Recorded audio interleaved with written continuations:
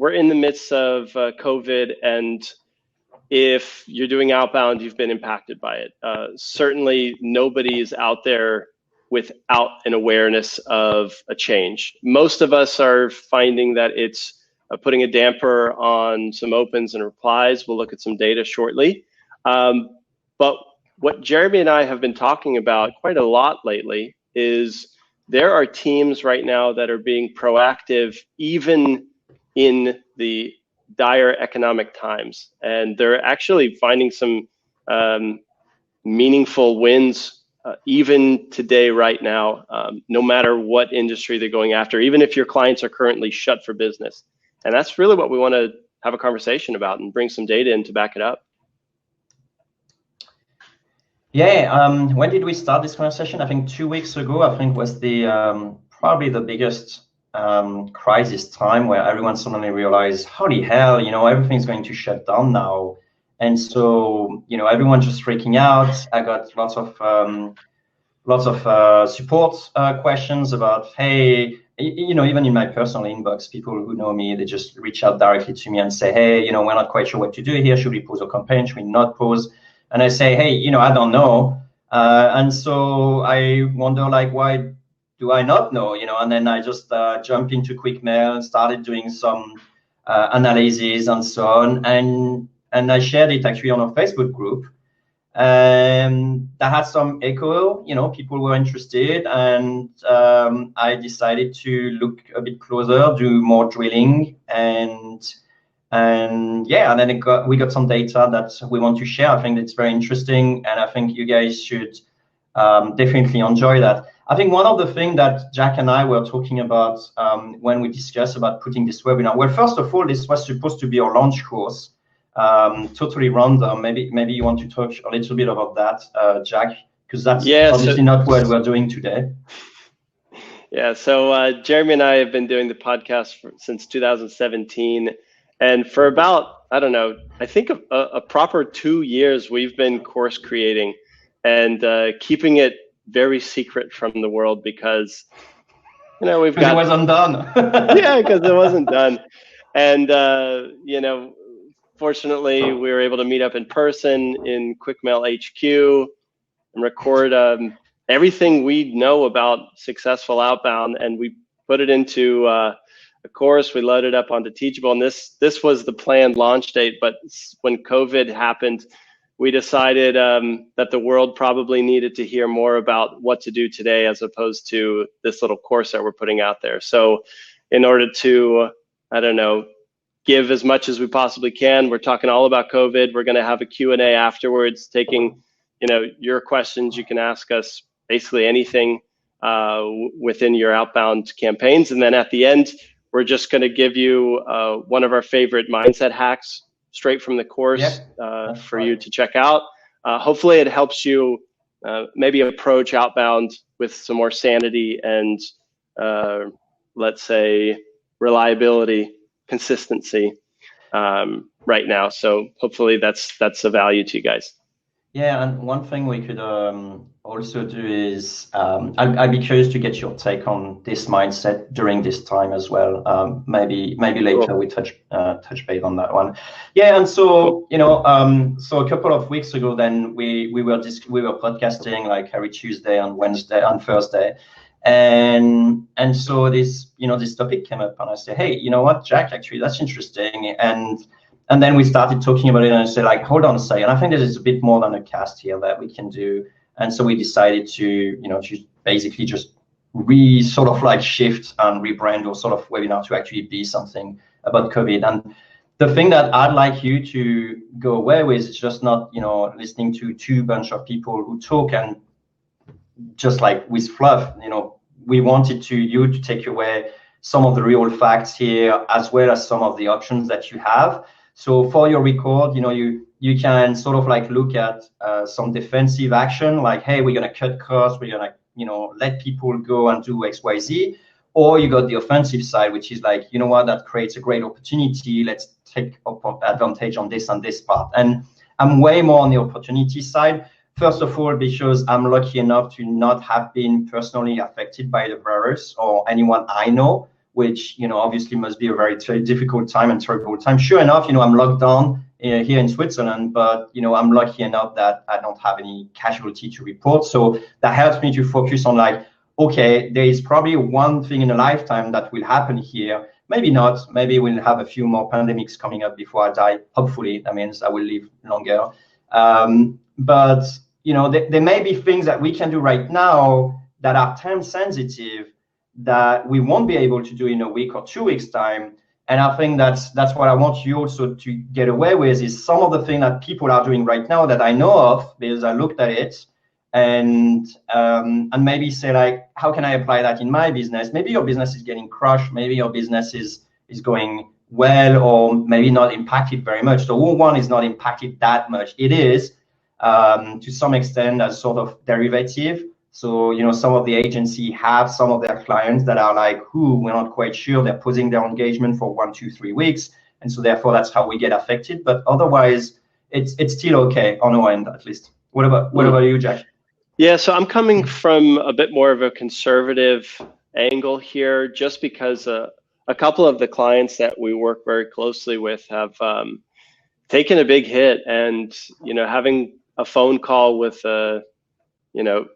in my opinion, a great CEO and just a good person, and have them tell me, hey, we just had to let 8 people go today. It's like, man, what a crushing moment. That sucks. And something that I want to impart with everybody joining us right now is, look, there's a very real impact that you're feeling, and it's not like a webinar can transform that. You may seriously be in a tough spot right now, but what I didn't first realize, and Jeremy, you've helped sort of open the blinds to this, is no matter where you're at, there is something that you can do if you're willing to be proactive, and if at the very least set yourself up for a quick growth after this settles down. Yeah, in fact, I could actually give an example just right on this one. Yeah, sure. So some business have to let people go because obviously their whole business, stops. But the flip side of that is, for example, I'm hiring, and actually carry on hiring, and I noticed like an influx of new talent on the pool as well. So there are some opportunities that are created by some of those unfortunate events for others or for the world. Yeah, and just before we turn to the data, because I know everyone's really curious to see what kind of stats you've been able to drum up, Jeremy. There was something you mentioned early on about using this as a unique time, maybe once in a lifetime. Personally, I think we all hope it is once in a lifetime. Yeah. But we find that there are certain events, calendar events throughout the year that just make outreach easier. I'll give you an example. I ran a kind of happy holidays campaign to people I wanted to do business with in 2020. And I basically just shot them in a really short email saying, in one campaign, it was directed to influencers I wanted to work with, bring on the podcast, that kind of thing. And I just use it as a great opportunity to say, hey, thanks for the content you've been putting out there. Wishing you guys like a great Christmas and Happy New Year, all that stuff. And it was just a unique opportunity, and it worked to start a whole bunch of conversations. It would be a little bit trickier if I tried that in July. Like I would need to have a better reason to reach out, if not for the event. And I'm telling you, like for Corona, I'm using the same sort of event-triggered campaign where like on LinkedIn, I'm sending messages out to people saying, hey, just want to connect with fellow founders during these, difficult times. And I think we're sort of all on a common ground here. And one of the, influence factors that we love to come back to on the podcast is similarity, liking, showing people that you are just like them is a really nice little shortcut to bridging connections. And so one example that this is making possible that wasn't an option before. Yeah, it's a great thing that you're saying. And in fact, it doesn't even have to be for business. Like, for example, I told you that just before we started the show is yesterday evening, it was like 3 o'clock in the morning, couldn't sleep. I just put up my LinkedIn and just message all the people that I like in my connection. So apologize in advance if you're in my connection and I didn't notice you, but I was scrolling fast, so there's still a few thousand contacts to go through. I was just reconnected, and and then I reconnected with some people. I heard some stories as well, which are interesting as well, on how they've been impacted by COVID. Hey, I'm wondering, Jack, maybe at this time it's quite cool, the guys make an effort to come on a webinar. Maybe we could also survey them. We prepared one survey to figure out like where you stand. Do you think that'd be a good way to start? Yeah, and I'll just very quick backstory. We sort of like made this quadrant here where there's 4 scenarios that business owners, salespeople find themselves in. And this poll basically asks you, which quadrant are you in? How has COVID impacted, basically bad to good. So just click. How do they do the poll? You just click I think you guys should see the poll right now. So if you should see 4 questions. So I'll let you a little. Oh, by the way, I learned this trick from someone doing webinars. Like, you stop talking and suddenly they come back to their page thinking like, what's going on? Because I'm pretty sure everyone's doing their email right now. Come on, guys, you're doing it. Oh, there you go. We got polls coming in. Awesome. Oh gosh. Okay, a bit more, guys. We got 1, 2, 3.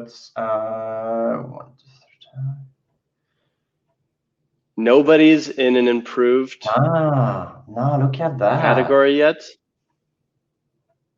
Yeah. To be fair, if you're improved, why aren't you out there selling? Well, sometimes I know. Sometimes, you like to learn, how. No, of course. But oh yeah, shall we call it a stop? Maybe 1 or 2 more, guys.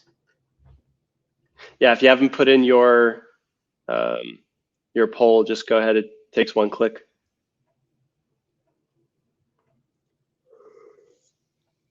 Okay, cool. I think we're gonna stop it here. How do I share that results? Oh yeah, so basically we got pretty much like 46% that say that it grinded to a halt. Now that's horrible, obviously. So I'm gonna keep that in mind and not try to look too excited when it comes to opportunity, because I understand that you guys may come from a position of having your business being like halted, and that's not good.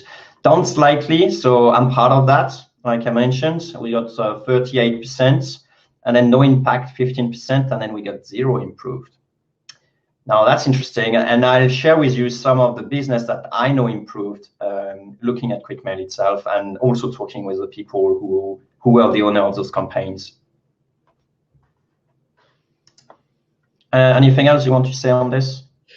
Yeah. So look, if you're looking for ideas on what to do during COVID being impacted, we're certainly going to cover that. In fact, I would say most of our material ideas are for these kinds of situations. And look, I put myself in that box as well. So I'm coming at this from, personal business background as well. So we're in this together.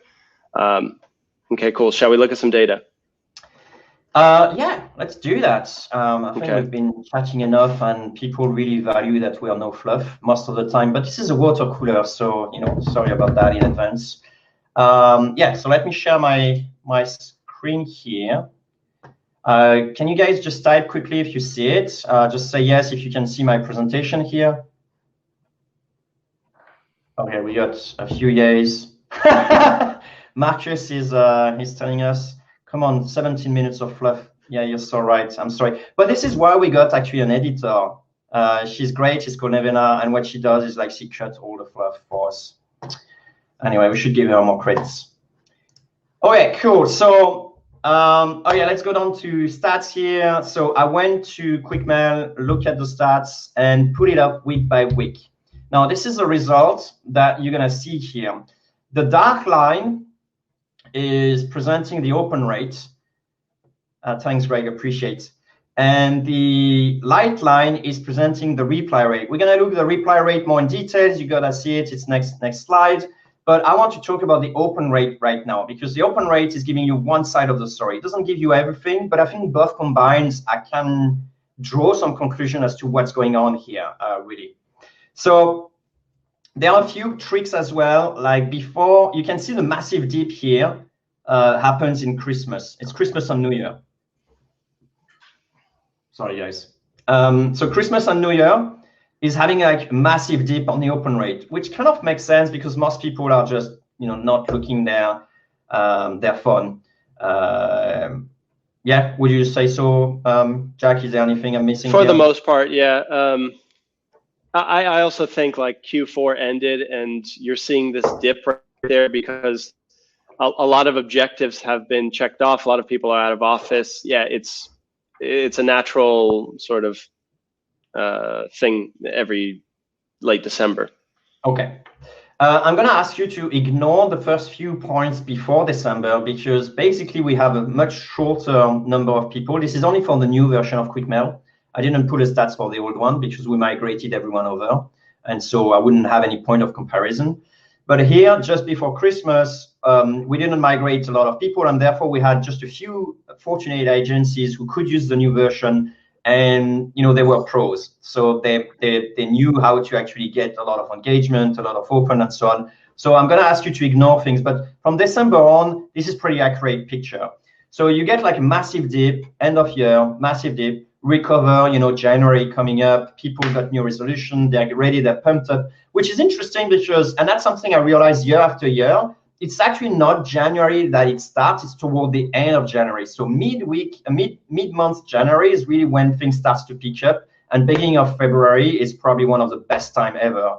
And I guess it's because in most companies, they're trying to figure out in January where they are, where they stand, and then they got some clarity, and then things are running on from February onwards. Now you can see here, and then from, you know, mid-February, then you can start to see a slide, which usually normally doesn't happen.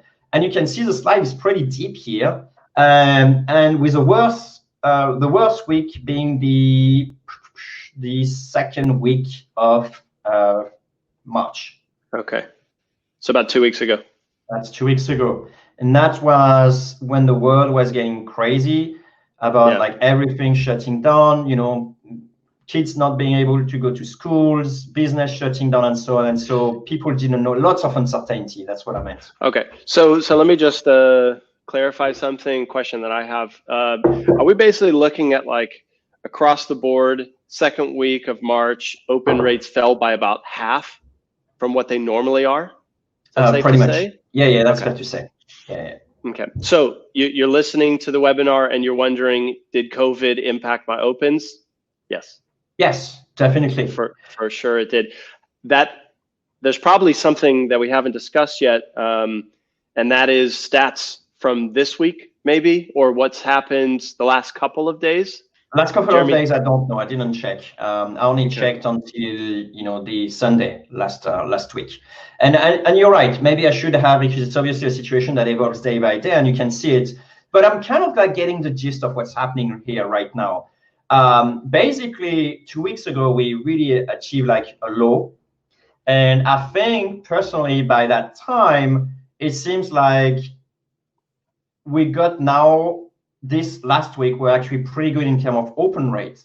So you could potentially infer from this graph, like, hey, things seems to be back as normal, which is interesting because I know USA is only started to be impacted, and most of my clients, honestly, and the prospect that they're contacting are mostly in the US. So it's kind of interesting to see that happening. Even, you know, you got open rate that are even higher than, you know, the highest in the year. So that was like surprising to me.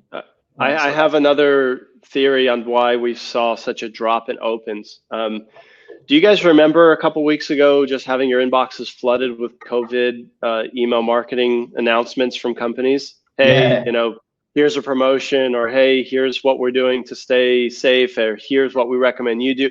I'm not saying these are bad forms of communication, but marketing departments had a field day with COVID, and they sent a lot of email. In fact, I was talking with an email service provider that I use for like just traditional email marketing stuff, and he told me like, hey, do yourself a favor, don't send email this week, because we are like sending at a higher volume than we've ever done before. And it's crazy. Like our deliverability team is on fire. Like maybe it's a good idea to take a beat and not send during the week that you just pointed out right there that had the huge drop. So could just be, a sort of a perfect storm between everyone shuffling around, getting their work priorities together, changing office space, and then also competing with maybe 10x more messages than usual. Yeah, I strongly concur. This is the picture that I got as well. It's like people's inbox being flooded, and then people just don't have time. Now the interesting graph I'd like to show you as well is the reply rates. Now again, you have to ignore before Christmas, because again, those were like from a very small number of agencies on our system before we migrated everyone. And so from that point on, then you got the dip in around Christmas about the replies. So you get a sort of similar graph, but what's interesting is that you don't see such a strong recovery compared to the open rates. And what my conclusion is that people are basically, the last 2 weeks, people have been going through all their emails that they received, and they don't really have time to reply. So you can imagine, in my mind, this is a scenario that I imagine like 2 weeks ago, everyone's been sent back home. They don't really know what to do. And then during those last 2 weeks, then they managed to get access to their email online and then start, resuming work slowly. And one of the first things they do is sort of like clean up their inbox. And because they're in sort of like in a rush of trying to normalize their inbox, then they don't really have time to catch up on what's happening, go reply on this thing and so on. And like Jack and I are always saying, it's a lot about timing in cold email. Like if you hit one guy at the right moment with the right thing, and right now, clearly, they must have been thinking of doing something else. What do you say, Jack? Yeah, I think timing is going to be a critical issue. I'm just trying to make the takeaway from these past two slides crystallize for our listeners here. And, one thing that I'm taking away from this is things are much better in terms of being able to reach your prospects today than they were a week ago, and even more so 2 weeks ago. So trending in the right direction. But looking at these reply rates, it shows me that for the most part, we're not able to capture that reply with as much consistency as we would have normally been able to this time of year. But it's still possible. And what I'm really excited about is a couple of the campaign ideas that we're going to get into next to figure out, like, okay, what's a campaign with 30% reply rate look like, even like right now? I think those are some of the, inspiring. Yeah. A question that I'd like to ask you, Jack, what's your thoughts on it? And maybe the audience as well. If you guys, have anything to say, just don't worry, just use the chat and we're reading it. So that's cool. One of the things that I was wondering is that, we're humans, we look patterns everywhere, even for when patterns doesn't exist. We still see patterns. And I know that because sometimes I do some logical puzzles with some interviewee and they see some stuff, it's just like, okay, there's no pattern here, but you obviously find one pattern.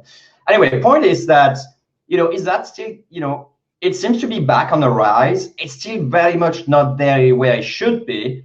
It's quite down compared to where we were in January and February. Also, January and February are really good months usually, so you have to take that with a grain of salt. But still, it's nowhere near where we should be. We're still close. We're maybe in between, a Christmas event and and a beginning of the year, which is usually I will call that August or July. Just because people are on vacation, they're not as strong. And even if sometime July could be a good month because people have nothing else to do than just replying to non-urgent stuff. Anyway, point is that the question here is that going to keep on raising, or is that going to just like in like a stock market, it's going up, then it goes down, and then it's going back up. So it's difficult to say at this stage, but from the volume of email getting processed and the number of reply going up, it seems like people are now have now a sort of infrastructure or position themselves to be able to now do some work remotely. That's what it looks like from what I can say. The other possibility theory that I have is that a lot of the campaigns that were bad actually were stopped as well. So that means that the overall thing, the number of reply will go up because you will have less email that would not have gotten a reply. If that makes sense. Yeah, I think people are starting to get back to normal, whatever that looks like right now. Okay. And a question just right off the bat for you, based on this data, is there anyone either listening to this webinar right now or selling elsewhere that should not be doing outreach right now, in your opinion? Is there a specific, outlier that's like, yeah, in your situation, you probably don't want to be sending emails? You mean for me, like if I was being asked? Yeah, I'm just curious if, like, before we get into what's working, is there anyone who just needs to understand that this is not their time? Yeah. Well, here's my thing. Like I mentioned as a small disclaimer at the beginning, I'm really much on the offense. So let's say, for example, I was selling a software to, I don't know, a restaurant owner, for example. Restaurant owner are like completely, smashed at the moment, right? It's like they're forced to close and no one, coming. So it's not even just forced to close. A neighbor of mine has a restaurant. They told me that his manager had to bring like sort of a bodyguard into work when they had to lay everyone off. It's the worst business to be in, basically, and so therefore probably the worst business to sell to. So if you can come up with a scenario for what to do with this, I think, prospect group. So my point is that if we keep on doing things the way we were doing things, but the context changed, I think obviously, it's just like you're gonna get smashed, right? It's that the context change. It's like we all got this picture of an old salesperson doing the car sales or whatever that we know doesn't work anymore, right? Yeah. So you need to adapt to your context. So if I was, selling, maybe a reservation system for tables for restaurants, I could look at things in multiple ways, but definitely what you wouldn't be able to do is like saying send an email to your restaurant the restaurant owner and say, if you get more than 100 tables per night, I think you should use our software. It's probably exactly not what you would want to do. But it doesn't mean that you shouldn't contact them. And the way that I'm thinking is like not necessarily to sell the software, but if I really want to help those restaurant owners, which I should be, because that's the market that I decided to sell to, then I should be passionate about them. I should be feeling their pain, and I should be then trying to find ways to help them. And so I would basically approach it into saying like, right, what are some of the things that the government may put in place to actually help those restaurant owners? And then just, give them that information. It's like saying like, hey, just found that, and especially with our own user as well, I wouldn't just doing with cold email. I will do it with cold email, but with everyone basically, because I'm here to give help. And then I will be saying like, hey, here's the form, by the way, if you need it. This is, some tips on how to fill it very quickly, so you can very quickly get some help. It could be also helping them making the transition. It's like saying like, hey, it's horrible what's happening. We used to sell that, but we're also helping people to maybe make the move or transition to takeaway, because takeaway may still work. I don't know. Or, we have some stuff that will enable people to be on a list. So whenever you're ready to come back, then at least, you're going to have your table, filled, because people will be aware of, and they'll, maybe you can send them a coupon or some stuff to help them coming back. There's always a way to provide value. I don't think it's a context. It's the problem is if people try to provide value when the value doesn't exist anymore. Yeah. So I'd like to transition, starting to look at like more campaign ideas, just like you had mentioned, for no matter what business you're in. You could be selling to restaurants in Grenada, you could be selling to startups in New York, it doesn't matter. Let's look at some takeaways here before we open it up to some Q&As in, I don't know, 10 or 15 minutes. Yeah, Right. show me some stats, man. Yeah, so basically I just looked. We do have some example, not as much as I thought I would get, honestly, but we do have some example of very recent campaign, and here are basically how they're performing. So you can see the open rate. Most of them, if not all, actually don't check the clicks because they're not here to actually monitor clicks. Drive traffic, right? Yeah, that's not the point.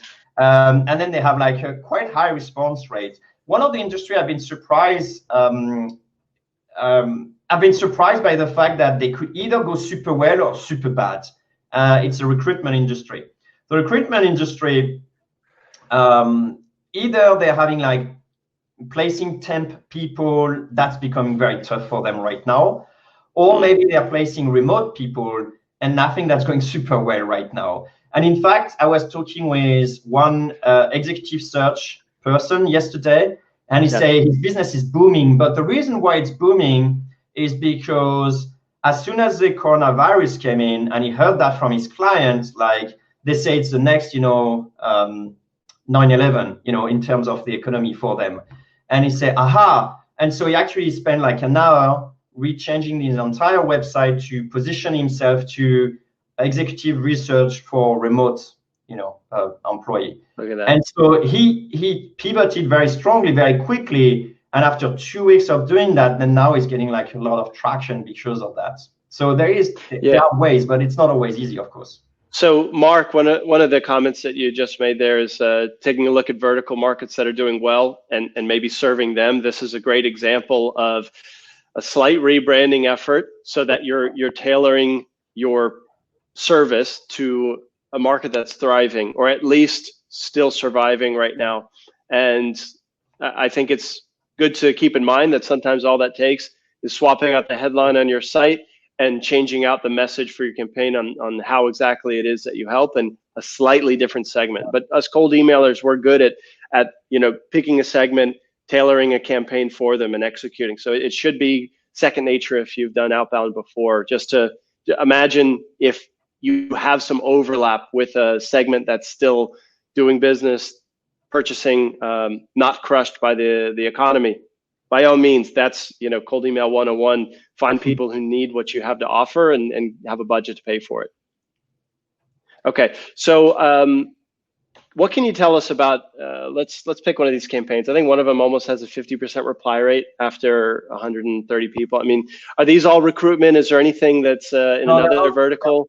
Not all recruitment. Hold on, I need to.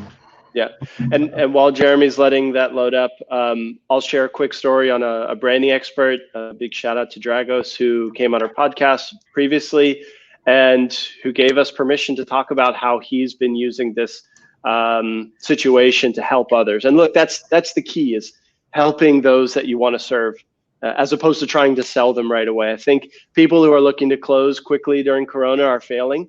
Those that are using it as a chance to build relationships with people they want to do business with are winning, or in that case, just growing their network and setting themselves up for the most possible, let's say, or fastest transition back to normal after this. But Dragos, something that he did, he sent emails and a LinkedIn post that basically offered free branding consulting for any business that was hurt during this recession. And he basically positioned himself as like, hey, I'm here to help. This is our expertise. And I think if businesses come together, we can, stand a little bit stronger and get through this together. And he's used that to get in front of a whole lot of people. Now, it's not even a discussion of how many of those converted at the moment. What's important is he deepened his, grew his network and deepened his relationship with the people that could very well be great customers for him in the near future. No, well said. In fact, I also know like a startup in Switzerland. They were offering. Well, let me back a few steps. One of the things that the other solution as well is, if your product is providing X and you realize that you got the audience on the base on X, maybe another need appeared because of this crisis. So an example is there is a startup in Switzerland that's been doing appointment booking for doctors. So they have already a platform of doctors, And what they realize is that most people don't go to the doctor anymore, but the need is still here. It's not because there is a COVID that suddenly everyone just stopped having some sickness or anything else. So what they went instead is they basically developed very quickly a video chat application to their software. And suddenly they were able to provide even more value to the doctor, which is interesting because you go from absolutely zero value. So you had something that has a certain number of value, then it goes to zero. And then now, after the COVID, and because they added this feature, it goes to even more value than it had before. So that's very interesting. Well, I love the example, Jeremy. And if you're listening saying, hey, that's nice, but I'm not a technical founder, we don't have a tech product. What we're really, Jeremy, what you just explained was adding more value to your current customer base. And service providers, consultants, we can still do that. And the way we do it is we pick up the phone and we call a customer and we say, hey, listen, times are tough. How are you? I'm calling to find out if there's anything else, not really to pitch, but just, is there anything else on your radar right now that would be a bit more helpful during these times? I'm just curious, maybe I can send you links to places that are doing it already, or potentially just go ahead and do it for you. Just what would make your life a little bit easier right now? And you make 10 phone calls like that, clients are going to remember that. They're going to want to stick around with you for a longer period of time. I think sales is all about relationships, and that's to me an easy bucket and how to deepen those relationships. And two, it could give you a feature that you can add to your current stack of customers, and it's so important now because a lot of us had our client base trimmed down. So maybe there's an opportunity to provide more value for a fewer number of clients. Yeah, so I'm gonna go quickly over this, and I give you some other ideas on how you can, if your business is really impacted, which seems to be the case for most of our attendees. We're gonna give some actionable tips as well, or the thing that comes to your mind. But in the chat, guys, if you actually want to talk about maybe the industry you're in, that will help us. Maybe we can tailor some of our example, because we got plenty of examples, so maybe we can help with that. So if you can type the industry you're in, or maybe the service, depending on how much you actually want to share. Cool. And then the other thing is, you may also start typing some questions, because I think we're going to answer the Q&A. And Jack and I been so used to keep talking to each other, then we could potentially spend a lot of time. So I think it'd be more useful for you guys to ask your question. And I see one like Ken, in recruiting, can you actually be more specific as to what part of recruiting you are? Like, are you in executive recruiting, or are you, or what part is causing you the most difficulty? Is it with clients or actually with candidates? Okay, so let me go through while you guys are actually answering our question on the chat. Here's a few sequence that a few campaign that I put up of the quick mail, and I'm going to go over just briefly telling you what those campaigns are. So one is the example of the restaurant owner that I was providing. This is my favorite one. I think this is this one. So it's the 185. So this is this one, and basically the idea here is that, hey, we will be happy to help you making the transition to take your way. Is that something you'll be interested in? So obviously resonated very well in this current climate. Probably wouldn't have gotten such a good reply rate if it was in normal times, so pre-COVID, right? The other one is an interesting one. I didn't put it on screen, sorry, but it's also reaching 43% reply rate.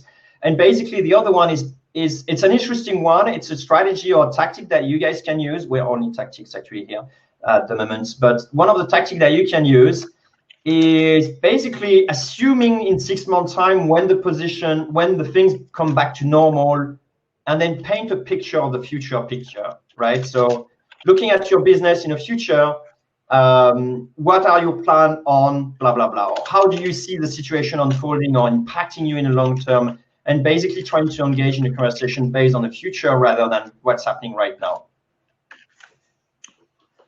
Maybe two. So we got some. Yes, sorry. Yeah. We got 2 other ones.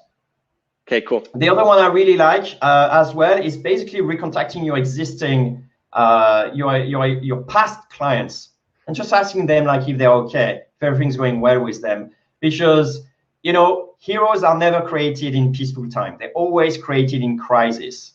So if you want to, build your brand, now is the time, because that could actually potentially build your brands for decades to come. Maybe not, because we're not like such maybe Fortune 500 and so on, but definitely that will definitely define how your customer sees your brand in the future, months and years.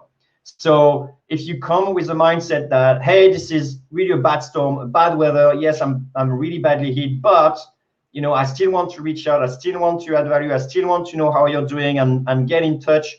Those things will go a long way when things come back to normal. So just bearing that in mind, that's why I love it. And see, a third of people actually reply. So there are people out there that are willing to re-engage. And the last one is about recruitment. Well, hold on, Jeremy. Before we change gears here, let's come back for 30 seconds. You just finished speaking about a campaign that was for it was restaurant owners at the bottom. Yes.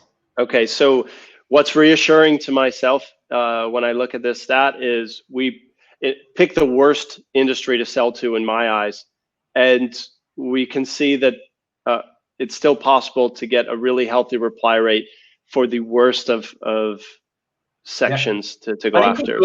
This is a minimum. This is just after 1 week, so it could even go up. Exactly. Right. Yeah. Because people may be catching up, and then maybe they'll reply, next week. So this is a minimum.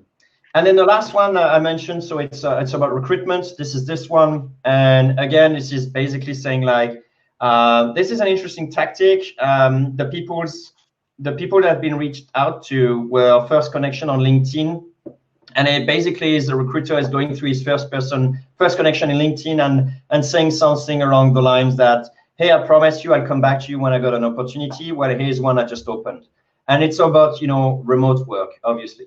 So that's the sort of thing that, that could, it's re-engagement of old leads. That's basically what it's a great time for. Yeah. Okay, so we had a couple of industries dropped in the comments here. Mark, since you had mentioned that you have some work from home options around network security and conferencing and such, have you tried running campaigns around that or not yet? And let's see here. Ben does commercial video production. Okay, cool. So Mark, I would certainly test if there's a market for those, work from home solutions. There may be businesses that are really unprepared for a remote setup right now. It could be that you can, kind of help them out. The trick will be positioning it, like we've been saying, as not so much a hard sell or going for the close, but instead like checking in, hey, is everything okay? Is this something that may be useful given that, the situation? Okay. So I like the comment of Ken, which says the open rate is much higher for candidates rather than prospects, in a sense of, the clients. So where to put those candidates? Well, the interesting thing is that recruiter has very interesting challenges because they are like two-sided markets. They are like in between, and they need on one hand to get a lot of candidates, and on the other hand, get a lot of jobs. Now, what's interesting is you can always sort of like build your number of candidates when it is time like that, and then try to figure out what the other companies are looking for, or just build your pool so that you keep on having this relationship and this network. So when things improve, you can straight away, get a lot of people recommended to your clients. So it could be that it could be basically what I'm trying to say is like it could be like one of those periods when one side is stronger than another. So there are ways to sort of like capitalize on that. It may be that suddenly you get access to a large pool of candidates that you may not have had access to in different situations. And on the other end, it could be that your clients are looking for something different. That is what the other guy did by just repositioning himself to provide executive at, in remote positions. But it could also be maybe a chance for exploring different industries as well. So it could be like a different verticals.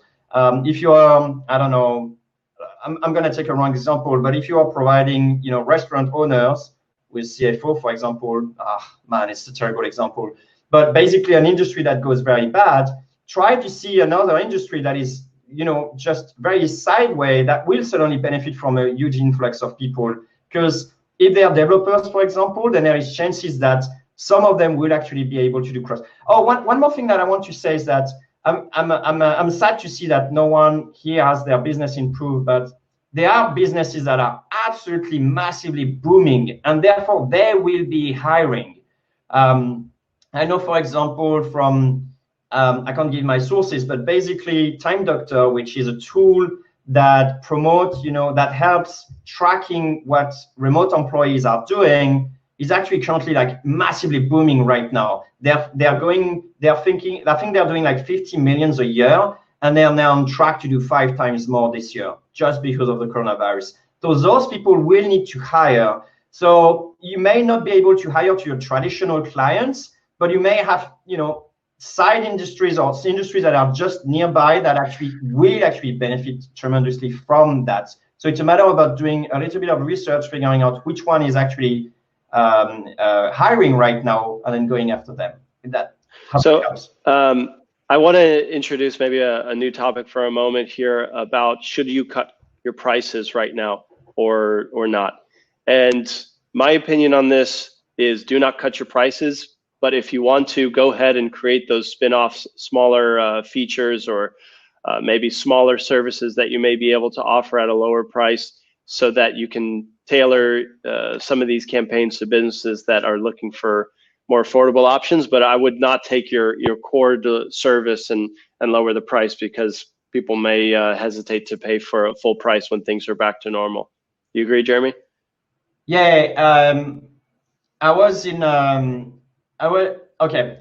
small little detour, but I think it's important. I have a mastermind group, other business owner. We meet every week, and so therefore, obviously, we had to talk about the coronavirus. And then there's one guy I really respect on our group because he's really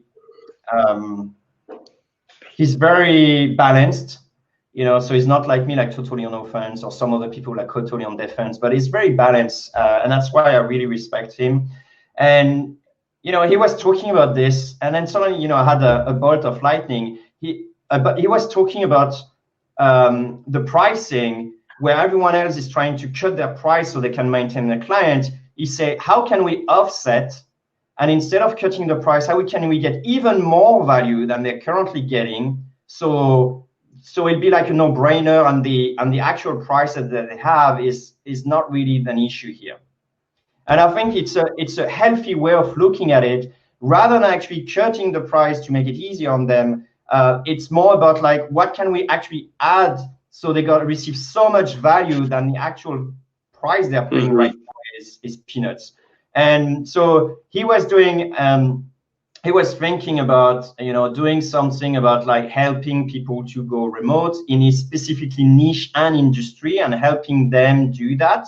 And I think for his niche and industry, which is not very used to working remote, I think that was like massive value added. Like, how can you actually not lay off people, but actually keep on working while still providing that level of services and so on. So there are ways around, but even if you're thinking of cutting price, don't do that as a knee-jerk reaction, because that may actually go a long way. That may actually last a long time. But do think about like, what can I actually add as extra value, so my clients actually feel like they don't need to cancel the stuff. Yeah, well said. We're on the same page there. I want to get to Ben over in Springfield. Ben, you mentioned you have a commercial video production agency, and along the same theme here of maybe creating a spin-off, smaller, easier to sell service that doesn't have such a high ticket item.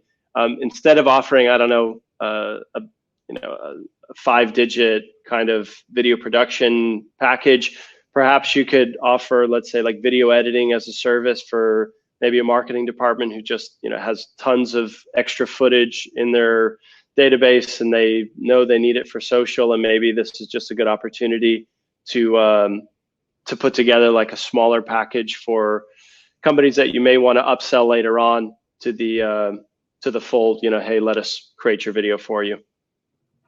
I have a slightly different angle actually on this one. I'm thinking that if you, instead of actually lowering the price, so I'm sort of like coming back to the let me just be clear. I'm not saying lower the price. I'm just saying create another service that's, yeah.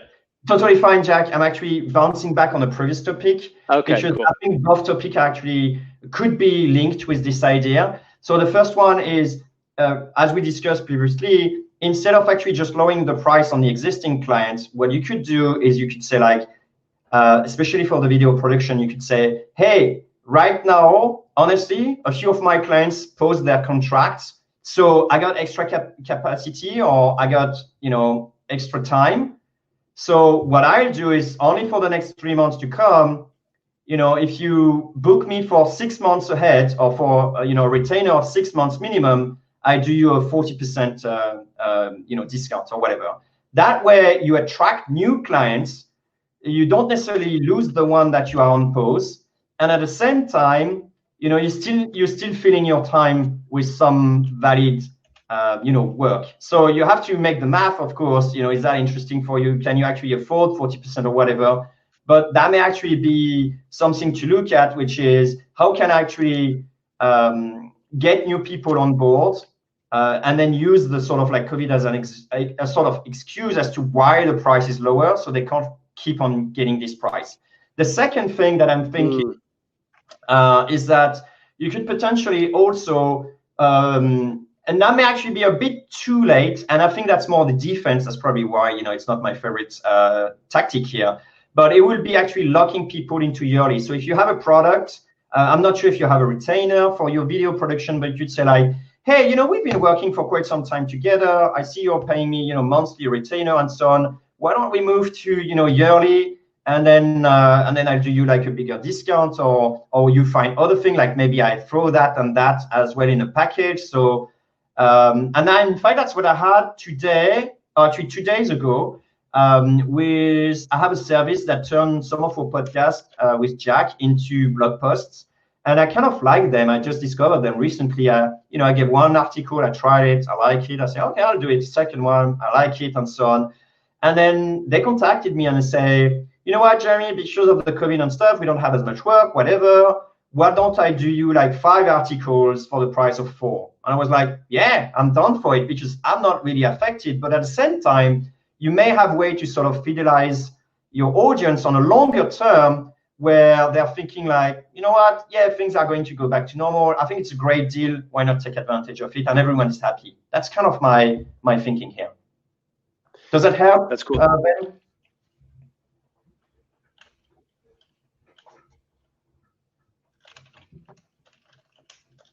Never not gonna cut the big blank here. That's cool. So then, as you're finding your keyboard there, cool. Great points, Jeremy. Love it. Okay, sweet. So look, quickly recapping some of the things we've discussed so far. Options like, okay, great.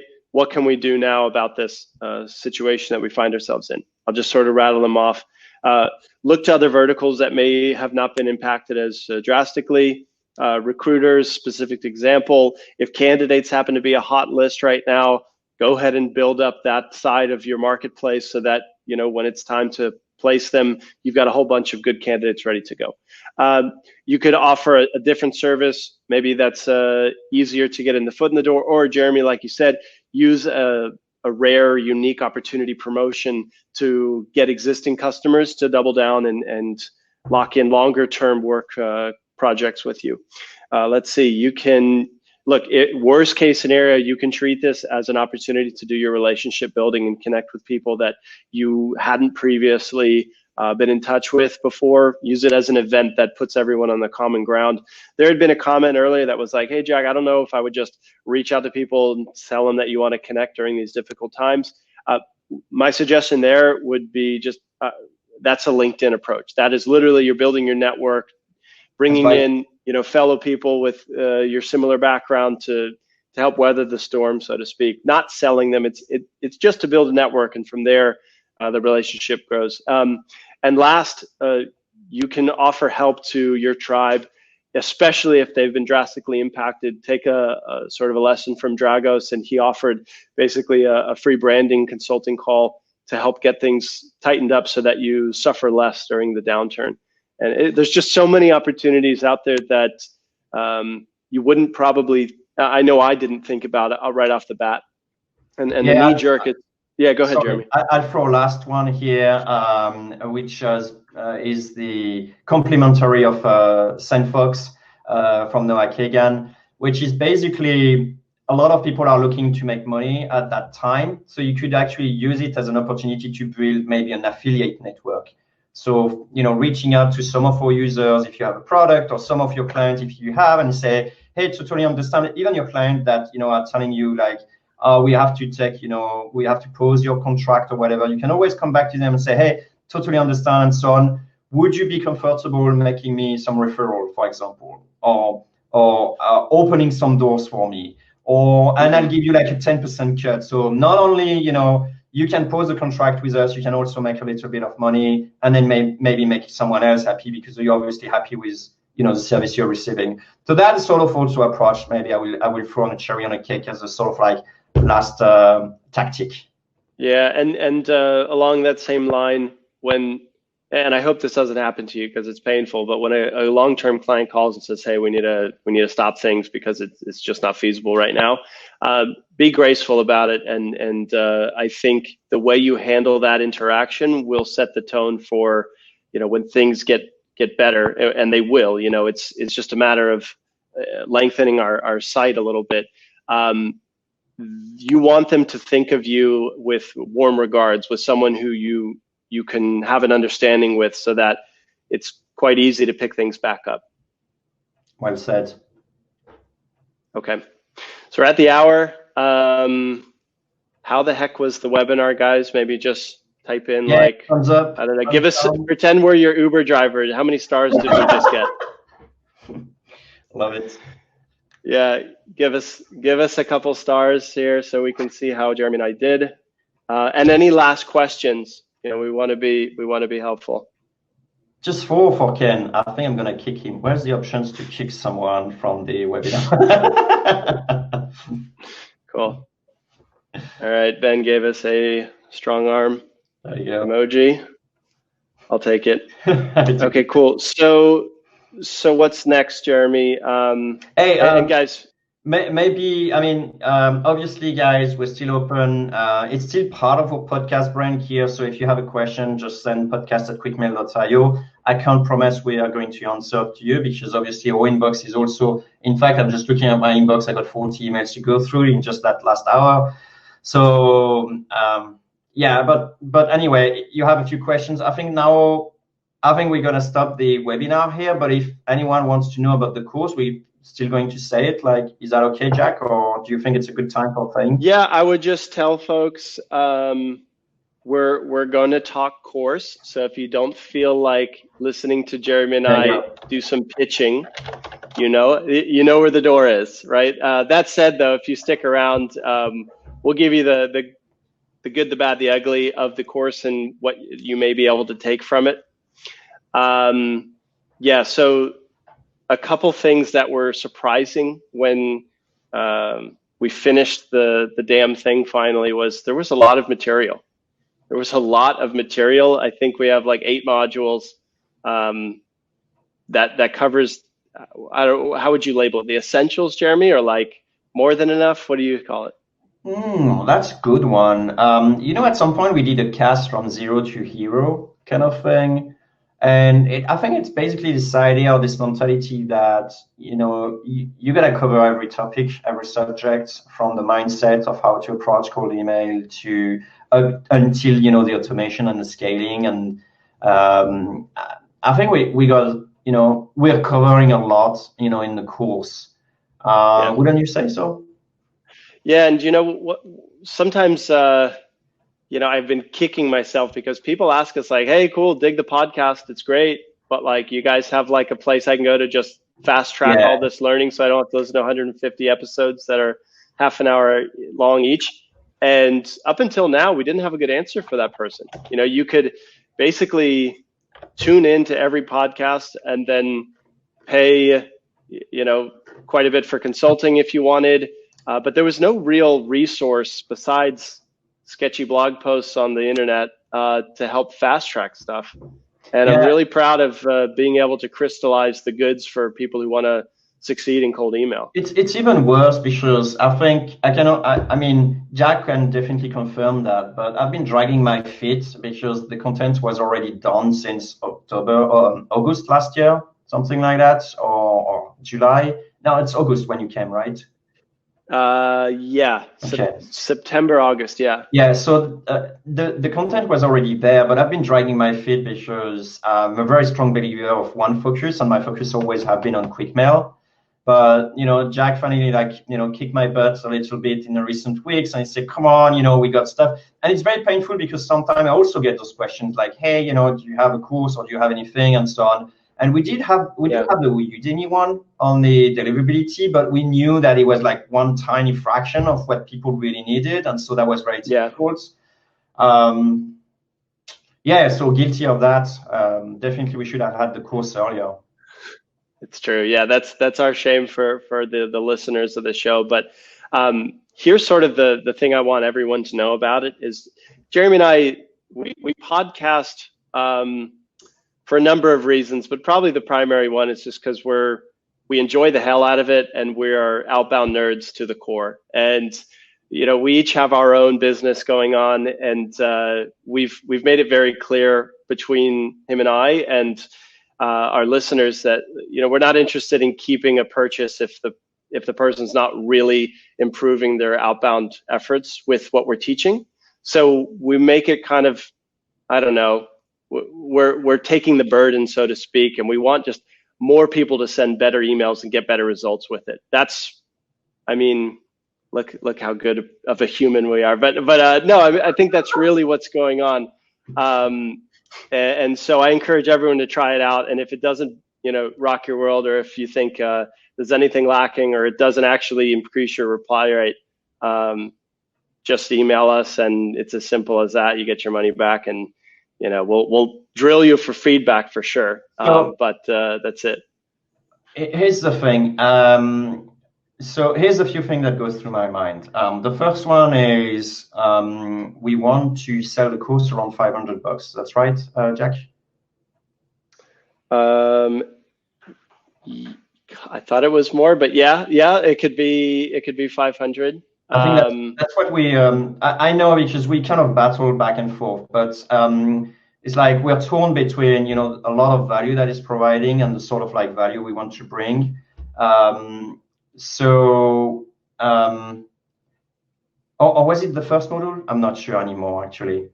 Point is, for me, this is not important. This is not about the money. But the point is that we're going to probably, we're in the process of building it. Actually, just say it, Jack, you're saying it. Yeah, so the course is made to digest stuff on a week-by-week basis. We give you homework, we give you resources, we give you walkthroughs and lectures and stuff that's going to take you about a week before you're ready to move on to the next module. So the bad thing is you can't just jump in there and fly through all the modules. It's not set up like that. B, the modules. Good. Yeah, it's really good, actually. Like you're taking it a week at a time, and as we're putting out more and more like walkthrough videos and training and like sort of exclusive podcast sessions that are fortunately here on the course and ready to be consumed, the price will eventually go up. I guess we're launching it now. So given COVID, given the start, given that it's for our real tribe here, right now you don't have to pay what it will be, I guess. Yeah, and I don't know how long we're gonna live with this price. We basically did not actually announce the course. That's just as simple as that. We didn't do any promotion. We didn't do any advertising, anything.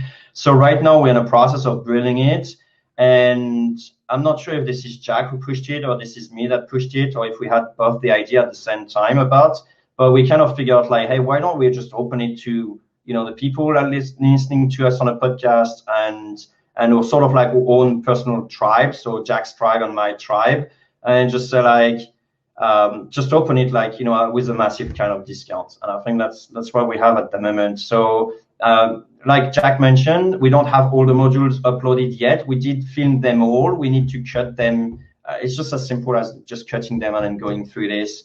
But basically, that's just going to be one more module every week. It's a course that is supposed to last 8 weeks. And if you go through it, I guarantee you get much better result than if you actually binge watch them all. And then just although I will say, if you must binge watch them all, that option is available right now. There's modules. Oh yeah. The pre-recorded ones are there already, so you can. It's just the polished, more edited ones will be going out on a week-by-week basis. But you can binge. You'll be overwhelmed. It's a lot of information. But yeah. Got it. Yeah. So okay, and the reason we feel comfortable with chatting about this and launching the damn thing, given that it's not our real businesses, we got some killer feedback on the first version of this. So this has been tested with a live audience who paid quite a bit more than what it's being offered right now, and some of the testimonials were like, I've taken a lot of cold email courses, but this one was awesome. Yeah, you put a few of your testimonials, right? We got so many to pick, but I think you put a few ones on a page somewhere. Yeah. So on the page, maybe we should have started with that, by the way. Yeah, I mean, I would certainly, if you've listened this far, it tells me you may be in a position to really leverage the time to master cold email right now. And just by going to course.quickmail.io, that'll give you all the details, and you can see some of the HD camera work that we put together in the promo video there. To highly encourage, just check it out. And look, at the very least, you have our permission to sign up for the course, take the first module, and see if that doesn't push you in the right direction. And if it's not blowing your mind after the first, I'd say, hour, you just email us and you get a refund. I mean, it's as easy as that. Yeah, I think we should do that. And the other thing is, this is something that we are going to keep on adding stuff to. I mean, we already did a few bonus video for the deliverability course, deliverability course, sorry. But for this course, I mean, sometime we wanted to do some stuff. I wanted to do some Loom videos and so on, but I couldn't really because it had nothing to do with deliverability, yet it was important for cold email. And so definitely, we'll just put it on this course. So you get sort of like live access for this price. And the other thing that I want to say is that, that may not be right for you. Maybe the pricing is not right. Maybe the timing is not right because like a few of you mentioned already, your business is too old. Or maybe this is the right time. I don't know. You guys decide for yourself. But otherwise, you can still send that to someone who you think will need or benefit from it, because I think personally, and I don't like self-promotion. I mean, everyone who knows me knows that. I'm like the only one to really try not to promote almost. But I think it's really, really good. And so if you think that someone will benefit from it or want to even get a foot in the door in this industry, then I think you'll make them a favor to provide them with the link right now while we still have the low price, because I know we're gonna raise the price, once a few people are in and we finish cutting everything, because there's no reason to make it cheaper, because this is really good content. And if you actually don't manage to make as much money with cold email after reading the course, I think there is a problem, and I'd be happy to just refund you. That's fair. You say? I think it does. Basically, no risk. We just telling the world about it for the first time, so you're on the inside now. Go check it out and see what it does to your reply rates. Milan is just asking if the course is suitable for people just starting with. Yeah, because we basically start from the basis.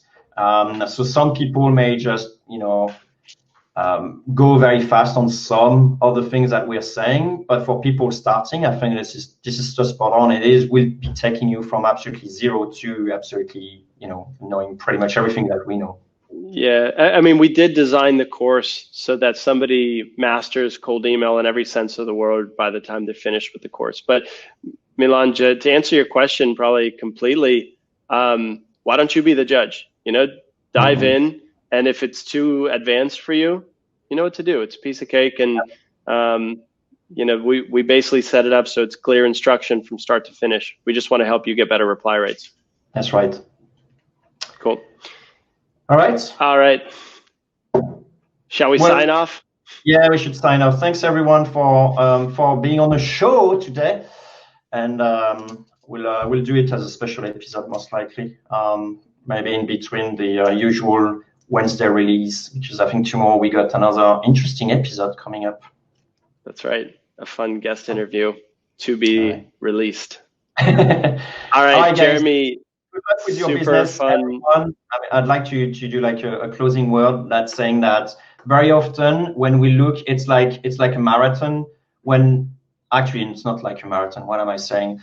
Very often when we look back, events doesn't appear as bad as they are when they're being lived in the moment. So keep that in mind, guys. I'm with all my heart with you if you're having a problem with your business, and I wish you absolutely all the best.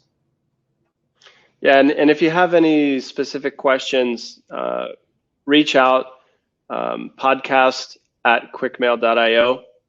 Feel free to shoot over any COVID-related questions, outbound-related questions. We're here for you guys, and stay strong.